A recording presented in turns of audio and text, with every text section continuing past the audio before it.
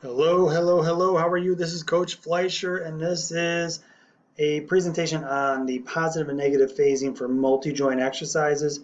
We've kind of built up to this presentation from going over concentric, eccentric, and isometric contractions into single joint and multi-joint movements, and then single and multi-joint movements and evaluating those movements in terms of positive and negative phasing as opposed to concentric and eccentric.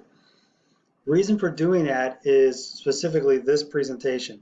When you look at multi-joint exercises, it is sometimes easier to evaluate in terms of a movement pattern that is either in the positive phase or negative phase. But believe me when I tell you, you look at a multi-joint exercise like this lat pull down we're going to look at, pay attention to the elbow. The elbow is closing and opening, so you know there's a concentric and eccentric phasing there on this lat pull down that's seen in the bicep. And you know that there's going to be a concentric and eccentric phasing seen in the muscles in the lats. Okay, that's pretty simplistic, right? But if you look at it, what else is firing in the body to make this happen? And let me go ahead and play this.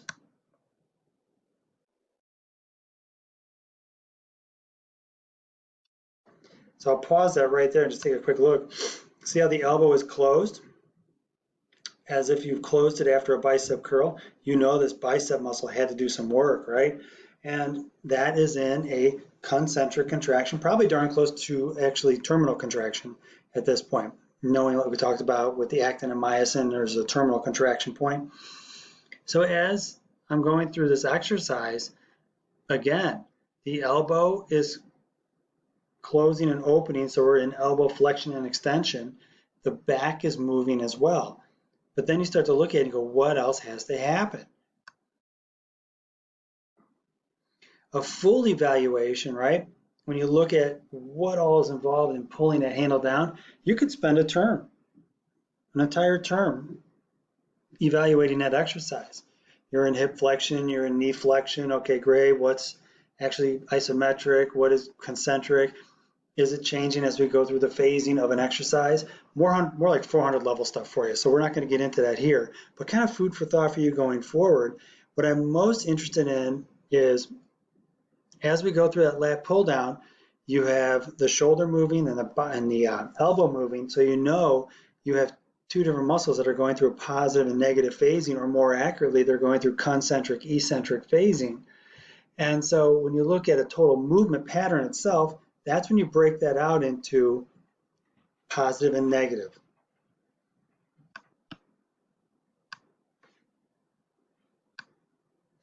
Now, if we get into this a little bit deeper, all right, like I mentioned before, in this lat pull down, as we pull the handle down, biceps are firing, we know they're contracting, and we know it's concentric muscle contraction. We know the lats are working concentrically, but because you have multiple joints moving, look at it in terms of positive, negative, positive, and negative, and kind of that flow going back and forth in an exercise.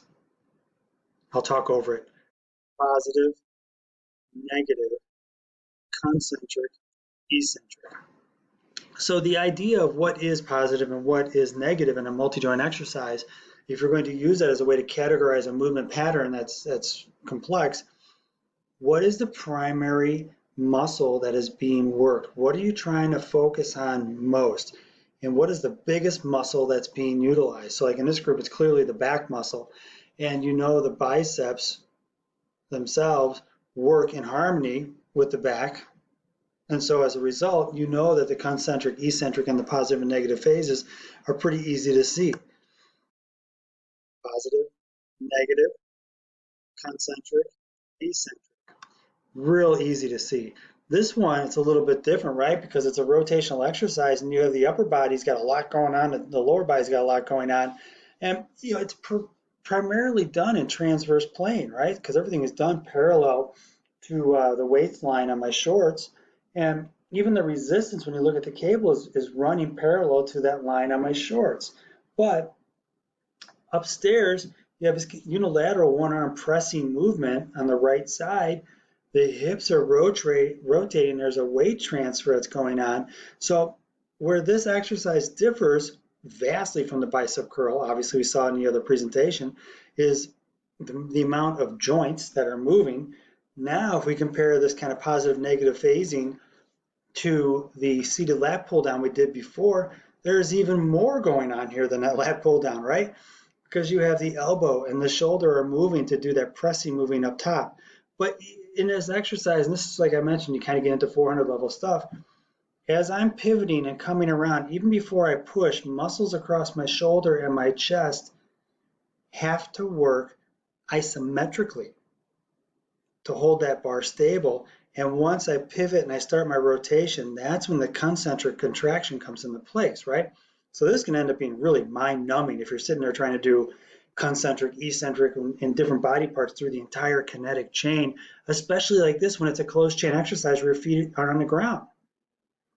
Way different, and so much going on across the calves, across the quads, across the glutes and the hips, the ankle down here, the wrist, elbow, and shoulder. Kind of pay attention to those nuances. I'm going to play this like 5 times so you can kind of see how this angle changes as my torso comes around. It's like right now I'm in isometric contraction. And as I start to rotate, it becomes more concentric. And pay attention to what goes on across the hips and the pelvis and the torso. Push. Concentric, eccentric. And that's the way I would phase that. Concentric as I'm pushing out, eccentric when I'm coming back. Even go so far as this as a way to kind of like use a cheat when you get into the business. You can kind of see, and this is a visual you can use with your clients, you can literally see the fabric across my shirt running in a diagonal wrinkle across the body from my right hip my right shoulder down to the left hip. That kind of cross-body serrape effect holds true. And sometimes it's difficult for clients to visualize that, but if you show them on a shirt, like you demo this for your client, you say, look at my right shoulder to my left hip and notice the cross-body stretch you see on my shirt. Think of this as a cross-body exercise as we're pivoting and rotating the musculature across the midsection and across the front of the body, because you'll really see that cross-body in here as well as you go from my right hip to my left shoulder. The other part of this that you're not really seeing here, and we haven't gone over, is this short lever to long lever transition in a rotational exercise. It changes the actual force and the resistance curve itself, right?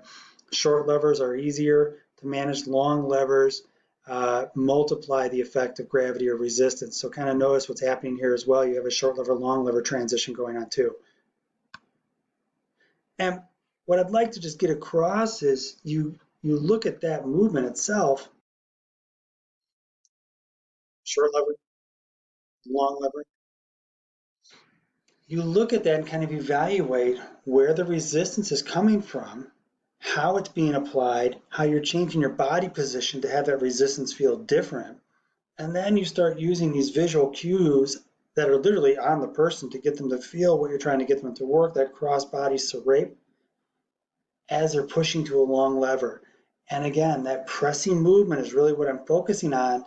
And as I work through that weight transfer, it becomes the positive as the pressing component and the negative is coming back. So now here's your food for thought. What if the resistance was not behind me and it was in front of me, and instead of pressing, I was pulling? I was doing almost like a single arm row, and I was pivoting the other hand to hold a bar, and I did the exact opposite. Much like your bicep and tricep, it would change the phasing. Everything in the whole kinetic chain would be basically flip-flopped. You go from a push me exercise to a pull me exercise, you're changing the musculature that's being used. I want you to kind of marinate on that for a little bit. Maybe watch this presentation again, but I think anything beyond that for this class is a bit much.